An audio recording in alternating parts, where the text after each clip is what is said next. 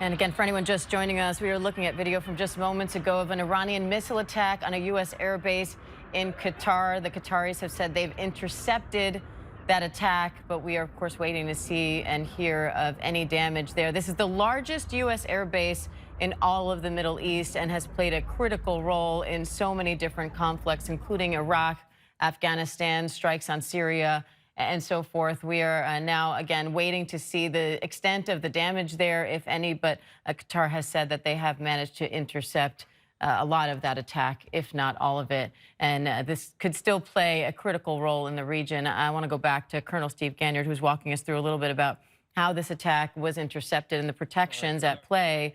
Actually, let's go to Rachel Scott, who's been following the reaction from the White House now. Rachel, we know the president is in the Situation Room now meeting with top leaders.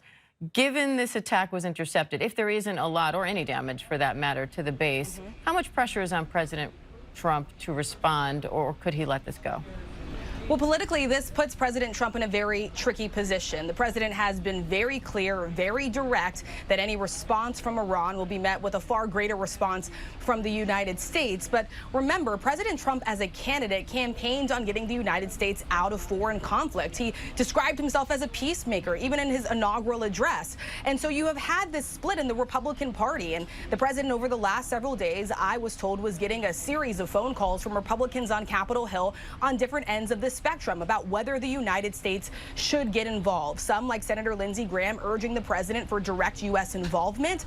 Others cautioning the president against it, saying that the United States needs to take a step back here and can support Israel as an ally and a friend, but doesn't need to be directly involved. We know the president's calculus on this started to change. Sources tell me that U.S. officials started to realize that Iran maybe wasn't serious about coming to the table for these nuclear talk discussions. I was also told in the last several days by sources that there was this urgent last-minute attempt to try to get Iranian officials and also U.S. officials in one room, and that President Erdogan of Turkey was trying to broker this meeting, speaking with the president directly at the G7 summit.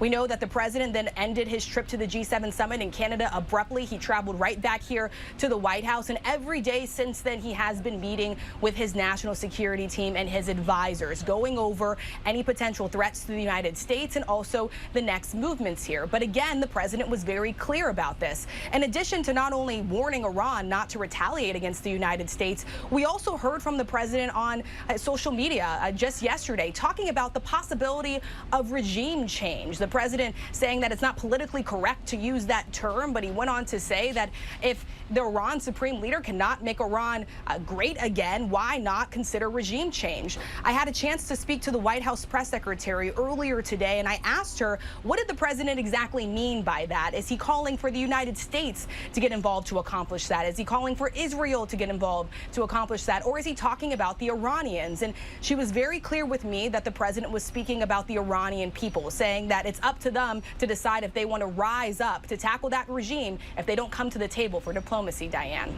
Rachel, thank you. And I want to go back to you because we're now hearing the first reaction from Israel to this attack.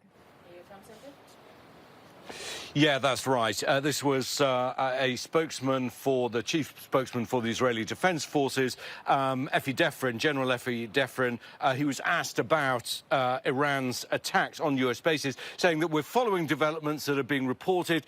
We are in touch with our partners in the region. And, of course, Israel regards this as more proof of the violence, that Iran is a terrorist state that threatens not just Israel, but the region and the world. We're also hearing from Bahraini state television that they have closed their airspace. The Interior Ministry in Bahrain, which of course is home to the US Fifth Fleet, had essentially issued an order advising people to stay at home. Now, no indications that anything has happened there, but it's just worth reiterating that the concerns about what just happened in Qatar are not just felt in that country, but I think throughout the Gulf region. But again, just to be very clear, we need to know whether any of these got through. A US official speaking to ABC News has essentially said that the Qataris and the Americans were involved in the shoot-downs. They're also saying that they don't think any of those projectiles landed in Al Udeid Air Base.